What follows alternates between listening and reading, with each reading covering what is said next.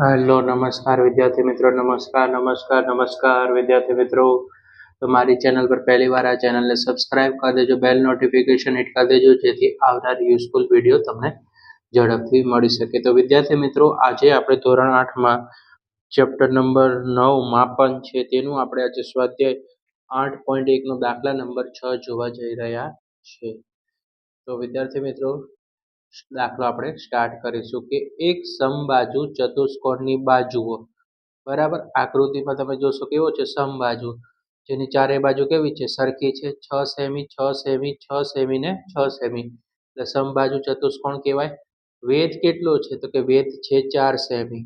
Right વેધ કેટલો છે આપણો 4 સેમી આ છે એની શું કહેશું આપણે એને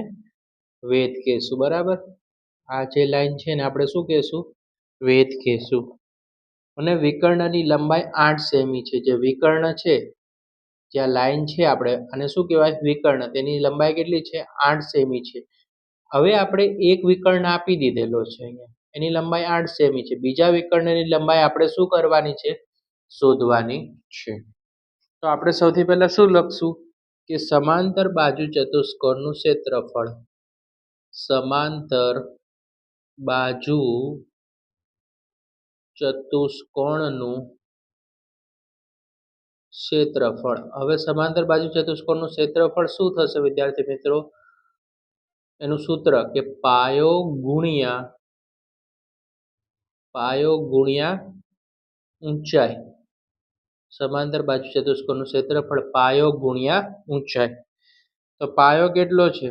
આ છે નીચેનો છે પાયો છે 6 સેમી તો આપણે લખશું 6 સેમી અને ઊંચાઈ કેટલી છે 4 સેમી આને ઊંચાઈ કહેવાય આને શું કહેવાય નીચે હોય એને પાયો કહેવાય રાઈટ આ છે તે પાયો ને આ છે 4 સેમી તેની ઊંચાઈ તો 6 ગુણ્યા 4 તો 6 ચોક કેટલા થશે વિદ્યાર્થી મિત્રો 24 સેમી થશે ઓકે 24 સેમીનો થશે હવે આપણે શું કરવું પડશે સમાંતર બાજુ ચતુષ્કોણનું ક્ષેત્રફળ 24 સેમી છે હવે લખશું આપણે સમાંતર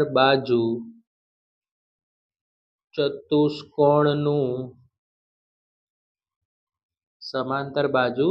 ચતુષ્કોણનું ક્ષેત્રફળ બરાબર 1/2 ગુણ્યા વિકર્ણ 1 ગુણ્યા હવે આપણે અહીંયા જગ્યા નથી એટલે અહીંયા લખી નાખશું આ વિકર્ણ 1 અને અહીંયા સૂત્ર લખશું વિકર્ણ 2 બરાબર વિદ્યાર્થી મિત્રો સમાંતર બાજુ ચતુષ્કોણનું ક્ષેત્રફળનું સૂત્ર શું બન્યું 1/2 ગુણ્યા વિકર્ણ 1 ગુણ્યા વિકર્ણ 2 ઓકે રાઈટ આટલું લખી કાઢ્યું ઓકે ચલો હવે આપણે શું કરશું તો 1/2 ના 1/2 લખી નાખશું વિકર્ણની લંબાઈ કેટલી છે તો કે 8 સેમી આપેલી છે બીજી અને સમાંતર બાજુ ચતુષ્કોણનું ક્ષેત્રફળ કેટલું છે કે 24 સેમી છે જે આપણે અગાઉ શોધ્યું રાઈટ હવે વિકર્ણ 2 ની લંબાઈ આપી નથી તો આપણે શું કરશું વિકર્ણ 2 લખી કાઢશું રાઈટ જે આ સૂત્રમાં છે તે અહીંયા બરાબર ગુણ્યા વિકર્ણ 2 ઓકે હવે શું કરશું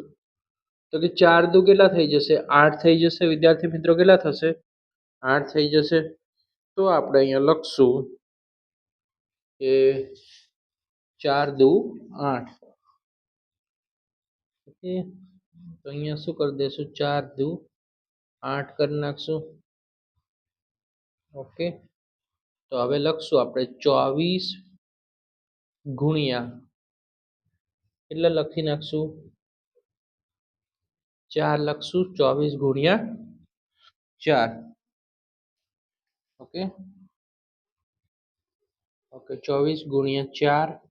ગુણ્યા વિકર્ણ 2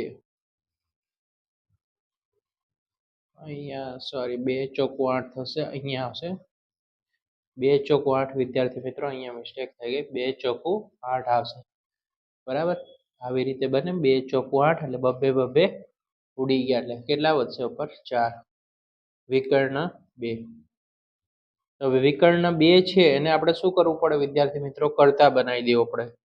એટલે વિકર્ણ 2 શોધવાનું છે એટલે એને કર્તા બનાવો. વિકર્ણ 2 બરાબર હવે 24 શું છે તો કે અહીંયા જોશો તો 24 અંશમાં આવશે અને 4 છે એ શું આવશે? ગુણાકારમાં છે એ વસ્તુ શું આવી જશે? ભાગાકારમાં આવી જશે. તો 4 છક કેટલા થઈ જશે વિદ્યાર્થી મિત્રો? 24/4 એટલે 6 સેમી આવશે. રાઈટ વિદ્યાર્થી મિત્રો? કેટલો જવાબ આવશે?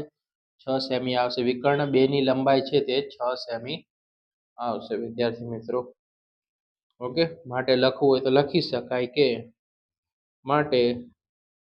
સમબાજુ